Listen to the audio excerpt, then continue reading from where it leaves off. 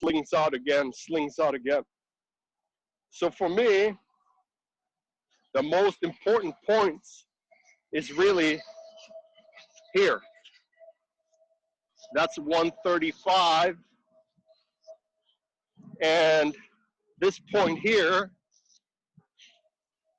which is 225. And you know, you don't need to know those numbers, but when I think about the throw,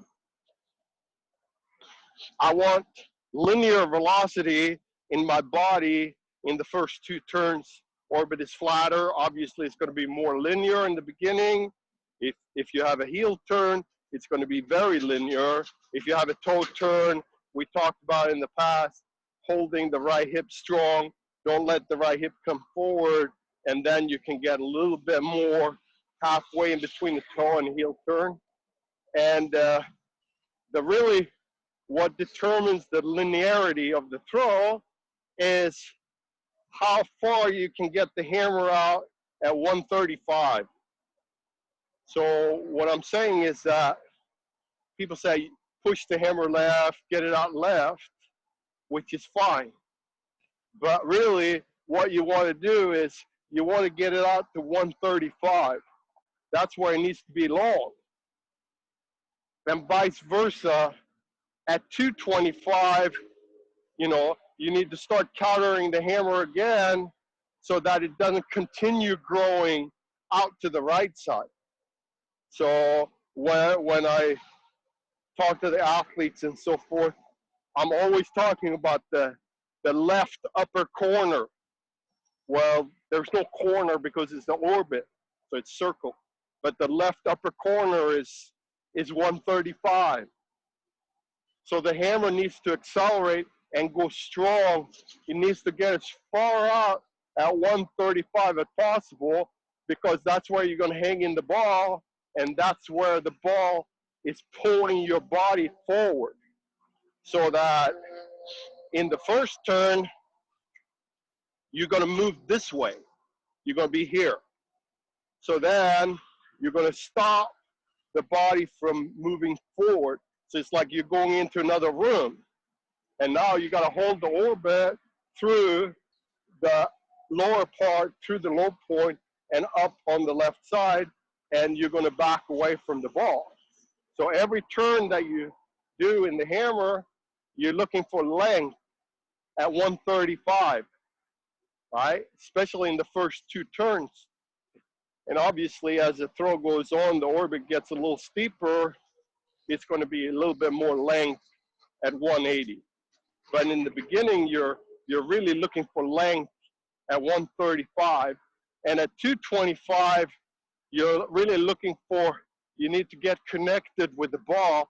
Not that your foot needs to be down, but your weight needs to be on the left side here, so that you, whenever your foot comes down, that the orbit doesn't grow.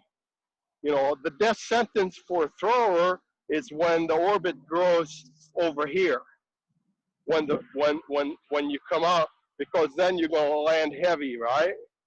You're riding your left foot a little bit, and then you come down heavy. That's what we are talking about. Get the ball out, and there's a pause. You're hanging in it, and then when you land, you know, your weight is on your left, and then you can stop the ball from moving out and slowing down. So anything, if the orbit lengthens past 270 and 90, the ball slows down and your linear velocity disappears. So what you're really trying to do is you're trying to lengthen the hammer in this corner up here. This is where you want it to be long, because that's the only way you're going to get linear momentum. So if you're thinking about getting it out left really long, which is fine, but if you're cutting the orbit short at 135, then it's going to come back in front of you. It might be long to the sides, but there's no linear movement. There's no linear acceleration. And now you become a rotational thrower, which is fine for 65 meters for the man and probably 60, 62 meters for the women. But the important step is to get linear movement in the ball so that, you know, the ball is pulling your body in this direction. So you're landing, you're moving back, you're landing, you're moving back. And that's what we're talking about, the pause. You know, you're hanging in the ball is moving out to the left, 135, you're coming through, and you're landing with your weight on the left, and now it's somewhere between 225 and 270, 280 maybe, and your weight needs to be here so you can stop the increase of radius out on the right side. So I just want to make it clear, the 90 degrees and the 270 and the 80, 180 and the 0 are not really important. The important thing is the outer edge of the left corner and the outer edge of the right corner, you know, because if you can get the orbit to move in this direction and you can have tension on the ball when it goes through the high point and starts to come down at 225, now you're really going to get acceleration in the ball because you're stopping the movement from pulling you forward, and that's where you lean back against the ball. You accelerate back against the ball. And that's really what makes the difference between the top throwers, the elites. You know, they staying down from 135 to 225. They're really just hanging in the ball. And this movement here of accelerating against the ball, you know, it's the same in each turn. It's just a little different because the orbit gets steeper. But you can't really accelerate really hard in one turn and not hard in the second, because then it's going to grow. So it needs to be a build-up, right? A lot of times people have a good throw, but they start too fast. Well, they can't generate the linear momentum because they generated too much in the first turn or second turn or whatever. And eventually, if they can't keep the linear movement going into the sector, you know, the last turn, you're going to fall back down because you just, either you don't have enough speed or your positioning is starting to fall off. And that's when you have leakage of the power, and the ball starts to slow down. So I think for me, I'm much more interested in the upper corner on the left side and the upper corner on the right side in the orbit. And that's where it needs to come out. It needs to really come out here.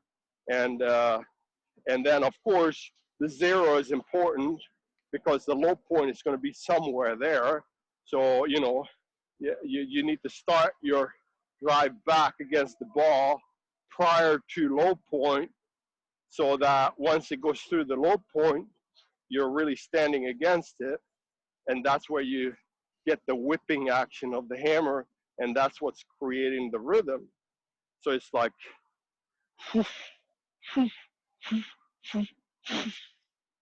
right?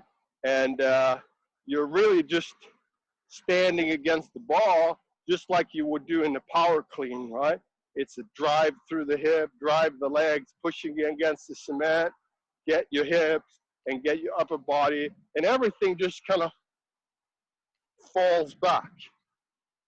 It's not that you're pushing up, everything just moves back, but the whole body moves back together. The head, the back, you know, and what you don't want to see is the lower body moving back and the upper body not moving back, or worse, the lower body moves back and the upper body moves forward. Because again, then you know, the radius is growing in the front, which is opposite from the throwing direction. It doesn't do you any good.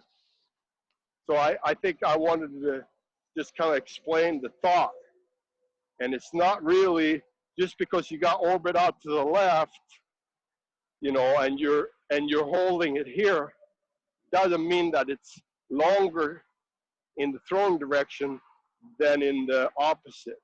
And this is where we want the length, you know. So I think it's important for people to understand it's not always how hard you go against the ball here, it's how far out you can get it in the throwing direction without breaking in the body, you know. And obviously, you know, we talked about Balazs Kiss in the past, and that was one of his kind of thought process was, you know, he could let it out here to get it out real far and then catch it again, right? But this is very tricky, and I know I had a little bit of a discussion with him about 20 years ago about it, and it's on paper it's very good, but it's very complicated. And maybe these are some of the things that you would do when you start throwing over 80 meters on a general basis. You know, you're starting to work on some of these things. Nick is working on getting his left shoulder out a little bit, makes the acceleration a little longer. Yeah, but as a younger thrower, or you know, you're not throwing 70 meters with the women's and you're not throwing 75 meters with the men's, it's a little too complicated. It's much more important to think about how far out you can get the ball in this direction, and if you can be against it and you have tension on the ball when it's coming down and the weight is on the left. So I just wanted to touch on that. There's a couple of questions that people had. One of the questions I think is kind of part of this is that they say that when they land after the first turn, the left leg slides away. And the reason that is because when you land after the first turn, you're soft in the right, and the orbit grows this way, and now you have way too much weight on the right leg, and you're trying to go, and it just slides out of the way. You see that sometimes. It's common in the weight, people that don't throw it that much. Sometimes you see the left, it just really, every turn, it just loses contact with the ground and it moves this way. But if your weight is more on the left when you land, and your right is not soft, you're not going to slide. So it's again, it's about not lengthening the orbit in this direction. It's holding the body and let the orbit, acceleration of the orbit or acceleration of the hammer stay. Then it will sling out to the left. So don't be soft and don't be heavy on the right. But it starts somewhere here at 180 to 225 that their body weights move over. You can't let that happen. And a lot of times it has to do with that they're following the ball up to the high point in their left leg. So I just wanted to go through that because a couple of people asked about that. So I think that's important. That's really the most important aspect today, was just touching on, just because you have orbit to the left at 90 degrees and your foot comes down early, it doesn't really mean that the ball is accelerating. But if you have a big orbit at 135, it really pulls you down the sector line, you know, then it's means you have power in the ball. So I don't know if anybody has any questions regarding that, or Shaun. Nothing's come in yet, Tor. Nothing on those lines. But if anyone wants to ask any questions, go ahead. We can relay it.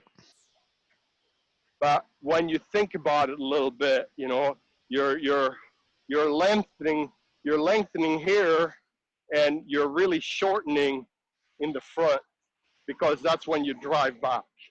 So the 0 or 180 or or 90 and 270, they're just numbers. You know, they're not really. So from here to, you know, somewhere here, this is where you have to have weight going back against the ball. You know, so obviously the orbit between those 2 points, you're restricting the ball from moving in that direction. So if you restrict it by moving your body back, acceleration occurs in the hammer. You know, if if if that's the case, then, you know, acceleration doesn't really occur in this path of the ball. You know, so, and that's kind of where the pause is. And these are like the transitional zones in between here, right? And the same there. Those are transitional zones. What I mean is, once you get here, you know, you got to get into this position. You got to hold your hip. You got to get your right knee up. You got to get your foot up close to the left. And then once the ball goes to 135, that's the hanging part, you know. And then when it comes down around 225, that's the pause where you're keeping your body weight here and you're just turning with the ball. Then it comes down to somewhere around here would be maybe, you know, 315 or whatever. That's when your body's starting to move back. So that's when the start of acceleration, right? And then by the time the ball comes over here to 45 degrees, that's probably somewhere where you can no longer go back. And that's when your right foot comes up. There's still tension on it, but this is the transition of getting the right knee up, getting the foot up, and pushing through with the hip. So I think if you think of it like this a little bit, then the rhythm of the throw is going to be better, you know, because it's going to be like striking, striking, striking, striking. And there's no striking the ball on these sides, you know. There's no movement, upper body or anything like that. It's just the lower body positioning. Okay, no questions have come in as yet, Tor. Maybe you wanted to talk about the heavy and light hammers and how you use them. Yeah. So when we have this concept here, then obviously the next idea is, when do you use heavy hammers or light hammers and so forth, and what's the purpose? Well, this kind of idea needs to be established, and then you can start changing the weights of the hammers and so forth. I would say for the women, up to 70, 71 meters maybe. Really, for me, it's like you go 3.5 to 4.5. You don't really go much past that. So if you want to think about the men's hammer and the women's hammer, the way I look at it, it's like the 3.5, it's like a kilo down in the man. So that would be like a 6.25 or a 14-pound hammer. And the 4.5 hammer would be a little bit over an 8-kilo hammer. So for most women, there should be about a 5-meter difference if you're a 70-plus meter thrower. So if you throw 72 with a 4-kilo, 67 with a 4.5, 76, 77 with a 3.5. Those are good. That's a good range. Same with a man. If you throw 75 meters with a 725 or 726, then a 6.65 should go 5.6. So it should be 80, 81, 82 maybe. and the 8 should be about 69, 70. That's kind of like, I would say the difference between a 726 and an 8 kilo is probably 5 to 6 meters for most people. It could be 7, it could be 4, and vice versa. The 625 or the 6.5 should be between a 4 and a 6 meter difference. So like the best throwers in the world, let's say the 82 meter guys, their 6 kilo would go 90 plus for sure, you know, and their 8 kilo would probably go right around 76, maybe a little bit more, you know. So the 9 kilo then becomes, for them, becomes more of an implement to train, because the 8 kilo is not much difference. So the 9 kilo would be a 70 meter implement, something like that. Question But for the coming in. women, go Yeah. ahead. No, it's all right. You finish. For the So women, go ahead. for the women, the benefit of throwing a 5 or 6 kilo hammer is not really applicable if you're not a 70 plus meter thrower. I just don't see the need for it. And the same for the men. Anything over 8, you know, there's some occasional when you can throw maybe a lighter than a 6 kilo, but again, it's more specific, you know. So that's why you shouldn't really have, as far as the long hammers, 3.5 to 4.5 women, man 6.25 or 6, 6.5, 8 kilo, 7, 8, 8 kilo for the men.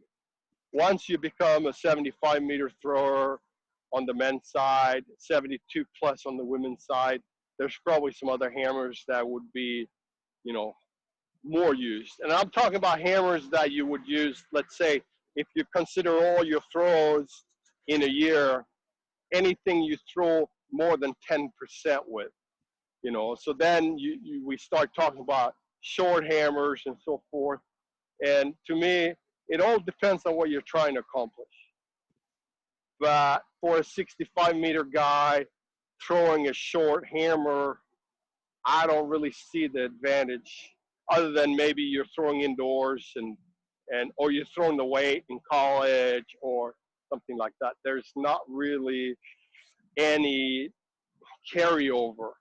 You know, if you're a 75 meter guy on the men's side, yes, I think some people like it. I know the Hungarians really like it. I used to throw a lot of short hammers. I think, you know, the most scientific thing I've heard about it is that it just changes the feeling a little bit. And sometimes I think it's just the change is a positive thing. It's not the grinding day in and day out. Same with the women. Short hammer would be the same thing. And if But Nick throws a 9 kilo, for example, which he does occasionally, right? Does he throw yeah, slightly short, or is that regular length? no, it's a regular length, and I've even heard people saying that they want to make it a centimeter longer because the center of gravity in the 9 kilo is it's a little further away, so you need to make it longer just to make it feel like the same radius. Yeah. But he would throw a normal length. So if you put his 9 kilo up to 7, the handles are the same. Okay. Question coming in from Gary Harrington. He said, what's the best way of developing the feeling for hanging in the ball, hanging on the ball? I mean, it's a very good question, and it's very, very hard to say what's the best. I mean, the best is to throw good, but it's the feeling of, you need to feel the rhythm, right? And the rhythm starts in the swing, you know. So acceleration occurs here. First swing, second swing needs to be a little faster than the first one, and then the entry, and then the next turn, and the next turn, and the next turn. So you need to, if you can apply the acceleration, then you need to get in position. So when you get to 135, you're in a great position, and then you can hold that position until the ball starts to come down at 225, 230, 245, and then you need to make sure that you keep the weight on the left leg. And the only way to do that is really to collapse on it. So you're driving the knee towards the ground, and then don't try to do something with the ball up here. It should be, you should feel the ball, both hands, right and left should have the same tension. It can't be, if you're really far over with your head, sometimes it's hard to feel the right side. And I think people try to do too much on that part. You should already be locked in position, and you should just let your knee drop so that when you come around here, your weight is on the left and you can almost pick up the right. And that should be the same all the way through, and then drive back. So I don't know if I'm not smart enough to say the best thing. But I think I it's an don't know if interesting anybody one. knows. It's interesting because my thinking that the position of hanging on the ball is kind of a weightless feeling because it's you're on balance. Yeah, It's kind of, if you're off balance, you're going to have certain parts of your body pulling you in one way or another. But if you're on balance in the long position, and the ball at the high point, you're just hanging underneath it because it's kind of like, you're weightless in some ways. You don't have to go anywhere. You can, yeah. So technically, the way you need to think about it is when somebody says he has great balance, you know, great balance when he throws means that nothing happens. Mm. Because if you have balance, there's no acceleration. Mm. So you need to be unbalanced as much as possible. So the unbalanced part here is you're accelerating the ball. Once you get into the passive phase, that's when your body gets pulled back into balance, right? Mm. And then you get unbalanced again. And then if you're passive through the high point, your body gets back to balance. Mm. But you can't be balanced through the low point because then nothing happens. Mm.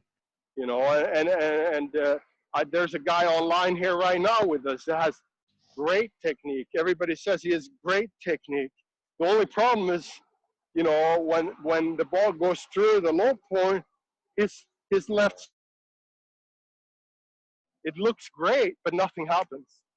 So, the way it looks is good, but, it needs to be back. Strike the ball. Body needs to be moving back.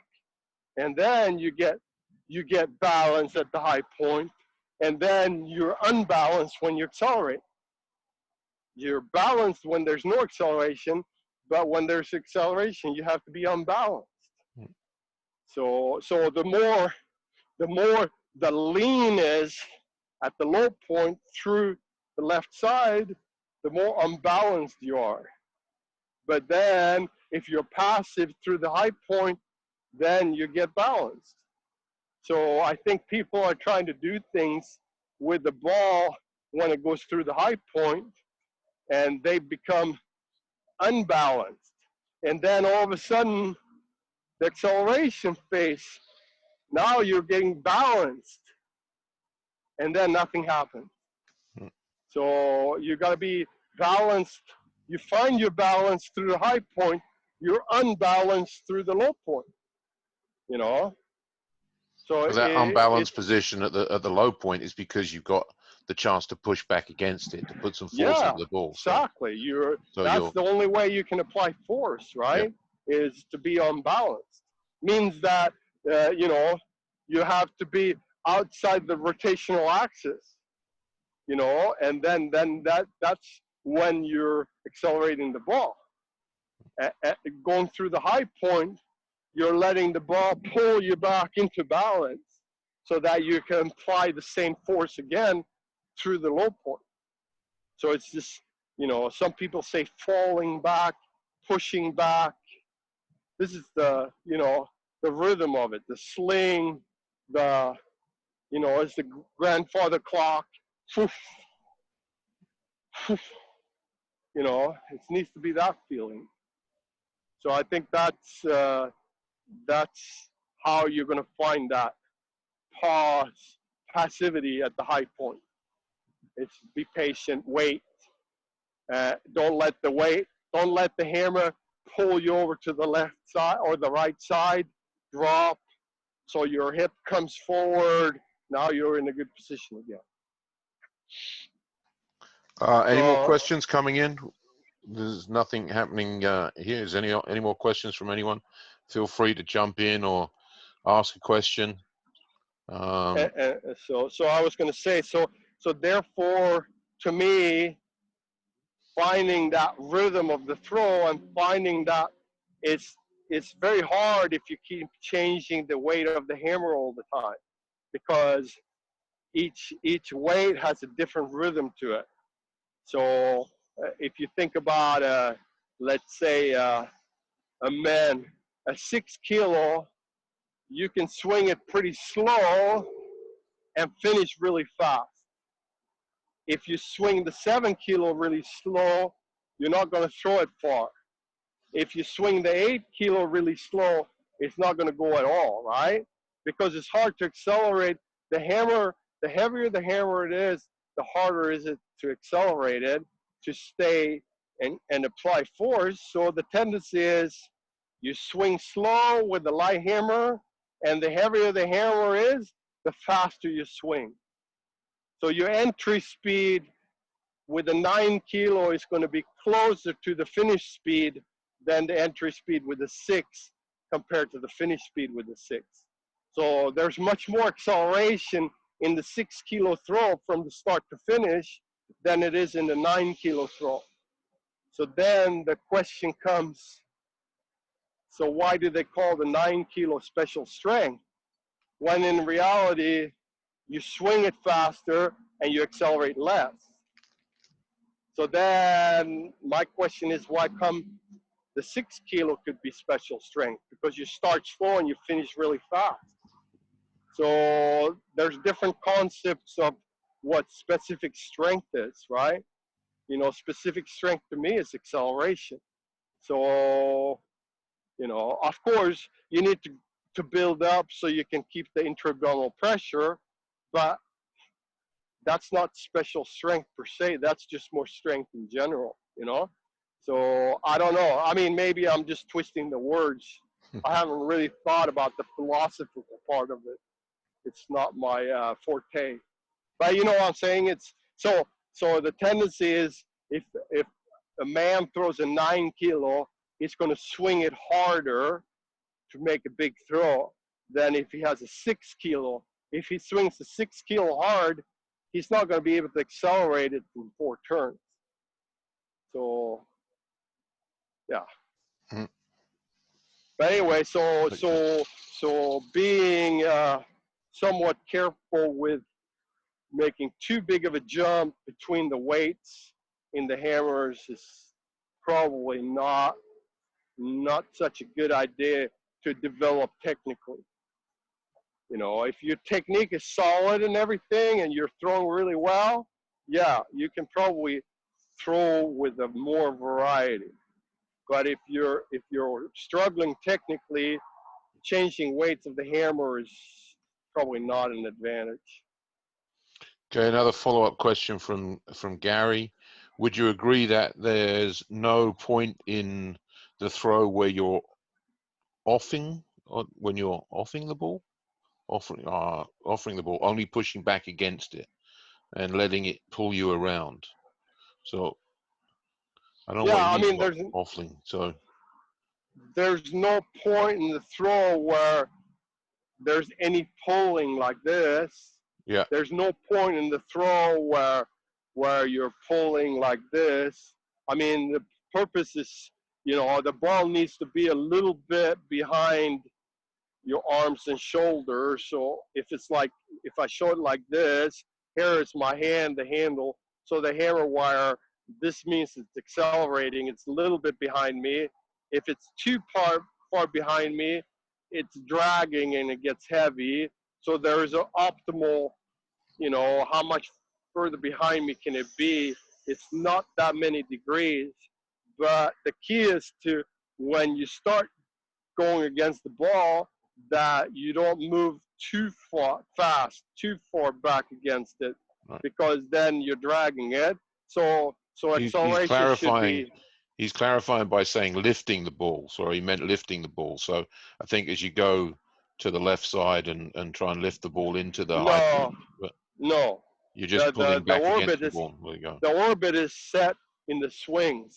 Mm.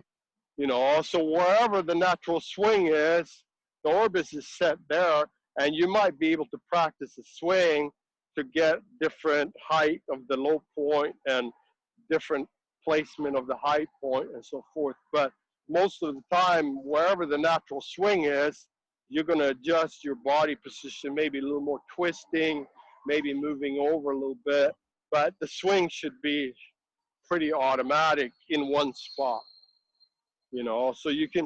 So you don't have to think, it's just nice and loose and soft. And then if you want the low point over more, don't have the same body position and just move it over.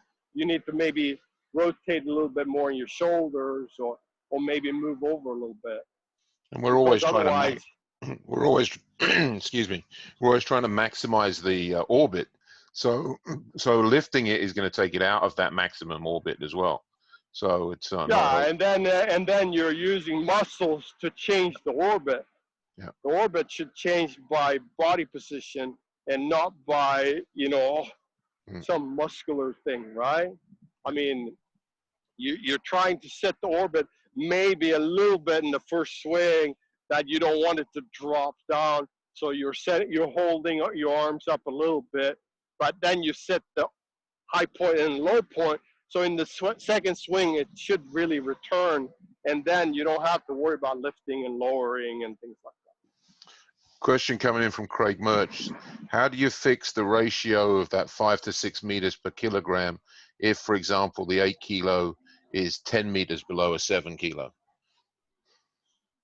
Well, I mean, if that ratio is that big, then the question I would ask then, what's the ratio between the 7 and the 6?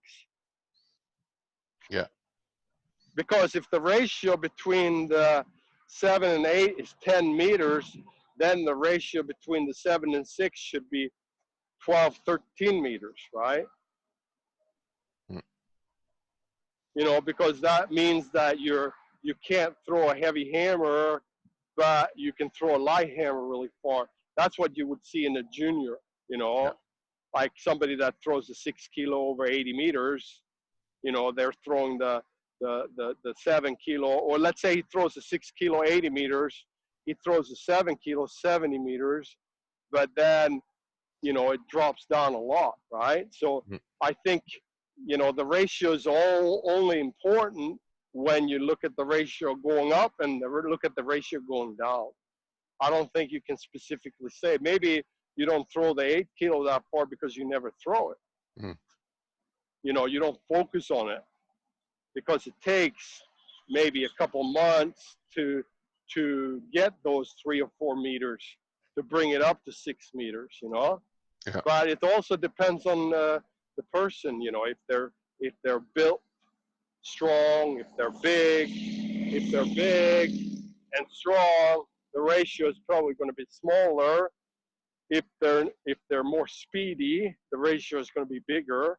So everybody has their own ratio. It's not something I would really worry about, other than you want to look at the technical part of the throw and see what it is that you're doing differently between the 7 and the 8. Mm.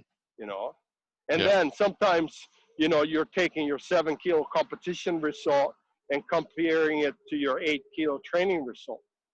Well, you need to It's not the compare it same to your thing. 7 kilo training results, right? So it's Yeah. a little different. So again, and some people will maybe not throw as hard with the heavy hammers because it's more of a range throw.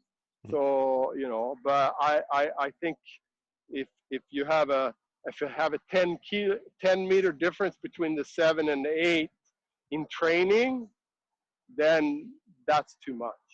But also, I Should be, think that you get the older athlete gets better with the heavier implements because yeah, they get to sure. understand the feeling and the general strength also Well, and goes then up, even they're specific. probably getting a little slower and they're a little stronger, right? Because Yeah. that's easy to develop. So the tendency is for you to lose distance with the lighter hammers first, you So know, and then yeah. go ahead.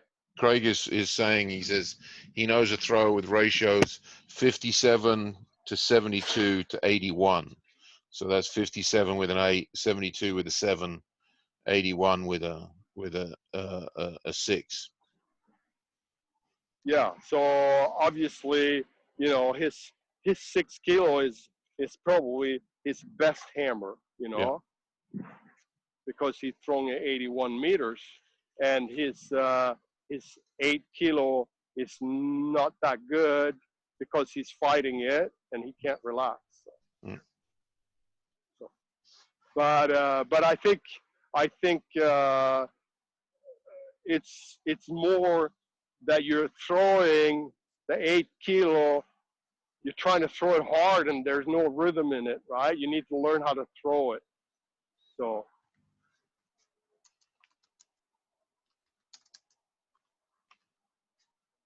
any other questions? Nothing much coming in. I was just saying, I was just sending a message to Craig. If he wants to speak, you know, he can ask you. He doesn't have to type the messages. He can jump on the call and I mean, unmute himself. I don't think it's a big problem for Craig. It's not like he's weak, but he muscles the ball, and you can't muscle an 8 kilo, you know, and it kind of gives you a little bit of feedback on where your technical level is, you know, and 6 kilo he throws it really well. For a 72-meter guy throwing 81 meters with a 6 kilo, it's a pretty good throw, you know. So there's 9 meters different. I threw 80 meters. I had 9 meter difference. You know, I should have had 12-meter difference. But then on the other side, I might have had 4 meters difference between my 7 and my 8. So, you know, it's everybody is different when it comes to this. But I think, you know, you need to learn how to accelerate the ball without muscling it. And for Craig, I mean, we're going to go through Craig's throw here in a couple of weeks. And that's the basic problem for him is there's no distinct rhythm in the throw, right? It's just strong, you know, and he's just trying to throw hard. But he would be much better off with working on getting a better rhythm. And I think he has a better rhythm with the 6 kilo, it sounds like. But you know, you need to look at the throws. I want to see the 6 kilo throw. I want to see the 8 kilo throw, and then maybe you can make some kind of conclusion. Craig, do you have a response to that? You want to ask a question? Comment on that?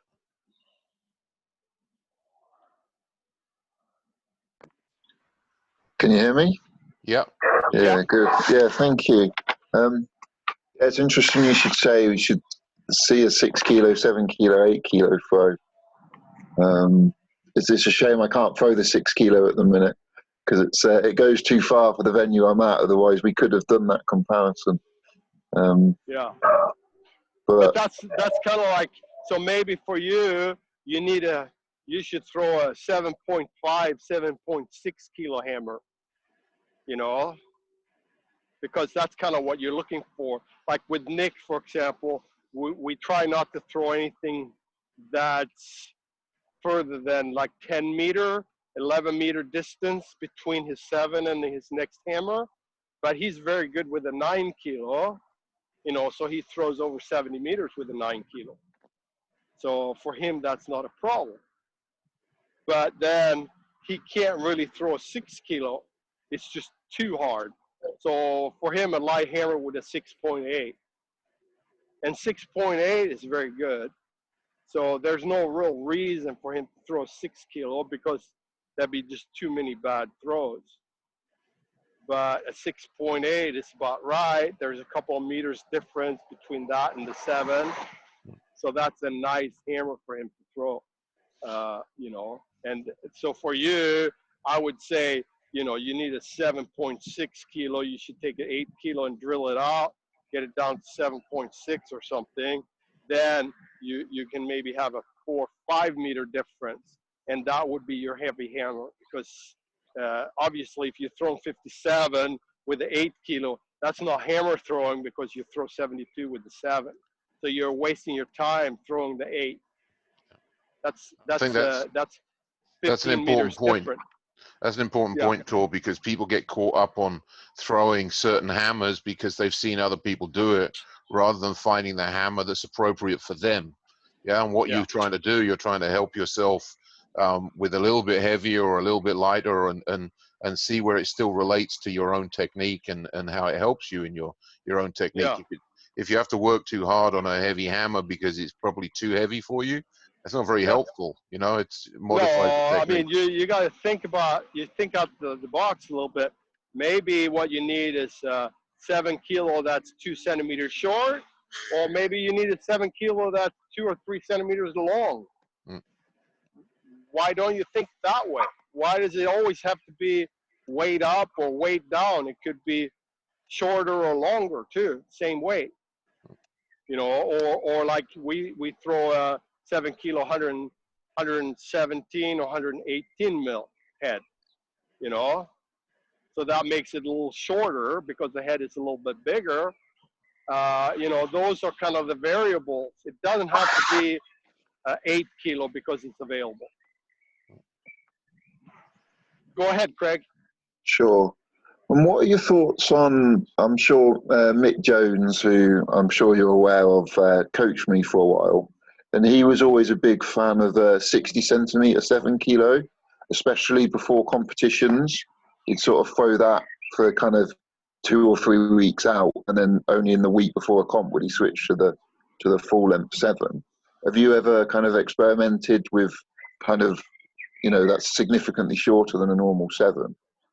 No, I think everybody has their pet peeve, right? The Hungarians would throw a 15 kilo plate half wire the day after the qualification or after the qualification.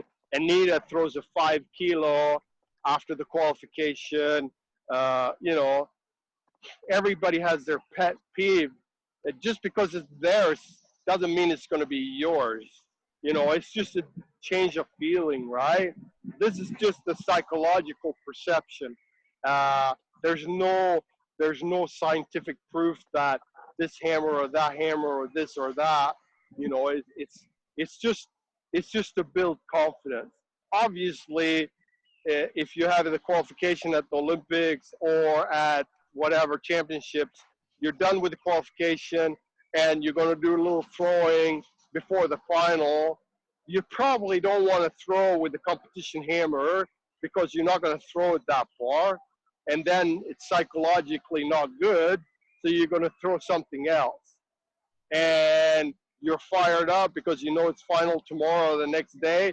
So you pick up something different, and all of a sudden you throw a PB, and now you think you're ready. It's a psychological thing. You know, a lot of people throw the heavier hammer after the qualification. Some people throw the heavy hammer in the warm-up. What's his name from Czech Republic? Good friend of mine. I'm trying to think of his name. He got a bronze medal in Moscow in 2013. Can't think of his name. He threw a 10 kilo. Go ahead. I was just saying his name, Lucas Melic. Lucas, yeah, Lucas. He threw a 10 kilo on a chain, warming up. Every competition in the warm-up field. 10 kilo on a chain. You do 1 turn, 2 turn, 3 turn, and a couple 4 turns. And then he went into the competition. You know, this has nothing to do with what's good for you, what's bad for you. It's what you can handle mentally and what you think, you know. I mean, some people smoke a cigarette before the competition. You know, some people, you know, drink a little bit of vodka before the competition and then they drink the rest of the bottle afterwards. Everybody has, you know, but it's a psychological thing. And a 60 centimeter 7 kilo is going to move really, really fast. Yeah, so it's Well, yeah. it's a tough one Yeah. to throw. Yeah, I mean the Hungarians, they throw 60-centimeter hammers, but they're 15 kilos. You Yeah. know, they So, double the weight in the winter. yeah. So I think the thought, or the person needs to think, okay, what's the benefit? What is that going to do? Is it going to make me feel fast? Is it going to make my technique better? Is it going to make my rhythm better? What is it going to do to make you better? And if you don't really have an answer for it, it's probably not that good for that.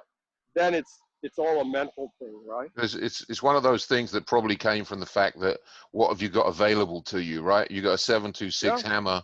You can put a wire and wrap it in half, so you've got a half-length hammer just to change it up, right? And you don't have to carry a different hammer or different equipment with you. You just bend a wire in half. It's kind of like that's what's there. So it's not a bad way to find something just to change the palette, as you were, between competition and final. Is just do something different that doesn't impact you particularly mentally negatively. So Paul, jump in if you want to. Go ahead. Some people take two hammers and throw them in the warm-ups, right? Because they don't have a 9 or 10 kilo available. Some people take they go to the weight room and take a 10 kilo plate, and they have a chain and a handle in the bag. It's but again, you got to figure out what you think is good for you, and then you got to try it. And for me, the most important thing is your goal is to compete in the Olympics. What do you do in the Olympics?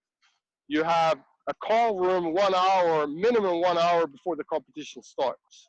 So you got to figure out what kind of warm up do you want to do? Do you want to throw 1 hour before your competition, or do you want to learn how to throw with 2 throws in the stadium? Once it became 70 minutes before the warm up 70 minutes before, we stopped the warm up, right? No throwing before the Olympics, no throwing before the World Championships. Sophie will do some swings. Sometimes we don't have a hammer. She uses her duffel or her backpack, do some swings. She would just jog before the call room. That's it. Nothing else. Nick the same way, because you got an hour, you got 30 minutes in the call room where you can pretty much do whatever you want, and then you got another 30 minutes in the stadium to warm up. Why do you throw before? The people that throw before used to be the old guys, because we always used to, because the call time was 45 minutes maybe, then it made sense. But now you hardly see anybody throwing before the competition outside the stadium. And if you do, what are you trying to accomplish? So I think what you need to do is you need to warm up the same way in your training as you would do at the Olympics, at the World Championships. So then it's not like, oh man, I need a 10 kilo when I warm up, and now I'm at the Olympics and there's no 10 kilo, and now I can't throw. So why make the situation really good at your home track and you throw PBs there when you know very well that you're not going to be able to do that at the Olympics? So you need to take the Olympic setting and move it home. And that's your warm-up before every competition, the same way. So when you come to the Olympics, there's no difference. This is what you always do. You might jog. I had a frantic call from Peter Stanley before the first day of the heptathlon, because KJT was looking for a 5 kilo shot to do her warm up with, because she always used a 5 kilo shot and her coach wanted to use it. And of course they didn't have any at the stadium. There's no need for a 5 kilo shot at the Olympic Stadium at the World Championship. So that's why it should have never happened, right? Exactly. That's just more limitation on the coach. Why did he let her do that? Yeah. And now all of a sudden it's a disadvantage because she can't do what she normally does. Paul wanted to jump in, so Paul, go ahead. Yeah, sure. I think Tor's covered it now from my point of view. I think things have changed, but certainly my term, Europa Cup, World Cup, World Champ. Heinz Weiss was notorious for doing a really heavy 15 kilo session 3 hours beforehand. Going, have a shower, a massage, and then go to the call room fully refreshed and raring to go, because you can turn fast, but it's short and heavy. even faster when it's short and light, but you tend not to feel it. So if you've got a lack of feeling, the sort of 60 centimeters, 7 kilo is fine for finding a feeling, because moving back to the full length is you get that. But it is towards covered it spot on. You're going to get 2 throws, and you've probably been sat around for an hour beforehand before you walk out to the warm-up. So you have got to be prepared to do your major competition preparation all the time. Yeah. And there is something to be said for potentiation, for doing something, but you don't necessarily want it to be close to your skill, right? You just want to get the body ready by doing something. You know, I had friends used to do like heavy snatch or something like that, because the body would get a little tension in it, which is a good thing as long as you've got enough time to recover from that. I think, go ahead, Paul. Yeah, Mick also had the, well, he would always lift 24 hours before the competition, irrelevant of what time of day that competition was. That was something Mick always liked to do as well. It worked for him. So you have to try things when you're trying to get something extra out of people, but you've got to have something that's reliable, so it's got to be tried and tested over a period of time. Yeah, definitely. I used to like the opportunity, if I had it from a shot put point of view, to get out, in the morning and do something if it was a afternoon or evening competition, just a little wake up call, or otherwise it would be the night before. But I think there is something to say, just to find a little rhythm and do something, but it shouldn't be anything, too close to the skill. It's just a wake up call. Yeah. I mean, we would like Sophie, for example, she lifts the day before for the competition, but it's like 2 or 3 sets of power cleans, very light doubles, 2 or 3 sets of squats, very light doubles. It takes 10 minutes at the most. And all you're trying to do is just get some tone in the body, and depending on the weather, is it really hot there? We might even do the weightlifting the day of the final if the final is in the evening. If it's normal weather, we do the weightlifting the day before. At the Olympics, we did the weightlifting the day before because the final was in the morning. In Beijing, the final was in the evening, and we did the weightlifting the same day, but in the morning. So you just try to see how much are they really loose, or they have no toners, they need a little toners, whatever, everybody's different. So, but you need to figure out that strategy several years before they're going to be at their peak at the championships. And that's, between age 20 and 25, that routine needs to be set, so that once you get there, it's like you're at home because you do the same things. You eat, you walk out, you warm up, you do this. It's always the same. So then the venues, doesn't matter. The sector is the same, the circle is the same, the hammer weight is the same. So just throw, because you want to take away all these. We've spoken about it before, that there's maybe a difference physiologically between males and females, and that I think certainly the top level women athletes I've been around, they needed to do something closer to the event. They needed to keep that tonus and that feeling of getting some work in, whereas sometimes the guys prefer to rest and get a little bit of a bounce off of their training. And I think that's you have to figure out what works for the athlete, but certainly I've seen but that's something you're going to learn as they come up through the juniors, and then you tweak it a little bit, but you got a system down, and it's like brushing your teeth. You become good at it, right? And then you don't have to worry about it. It's not like, what kind of warm up are we going to do? You're going to do the same damn warm up you always do. There's no difference. So it just turns on the system. It's competition time because it's the same feeling, energy, and so forth.